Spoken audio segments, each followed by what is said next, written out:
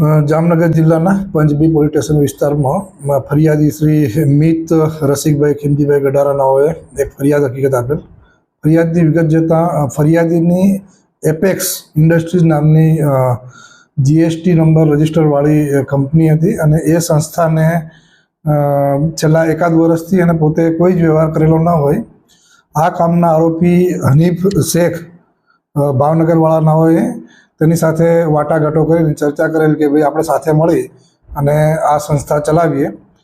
જે અનુસંધાને ફરિયાદી દ્વારા તેમને આ સંસ્થાના કાગળો, બેંકની ચેક, પાસબુક, એટીએમ કાર્ડ, પછી સિમ કાર્ડ બધું જ આપી દીધેલ અને અવારનવાર એકબીજાના સંપર્કમાં હતા. પરંતુ ફરિયાદીને કહ્યા વગર આરોપી દ્વારા આ સંસ્થામાં મોટા પાયે વ્યવહારો કરી દીધેલ હોય, જે આજ દિન સુધીની વિગત જોતા બેંકની હકીકત જોતા 37 કરોડ જેટલો વ્યવહારો થયેલ હોય.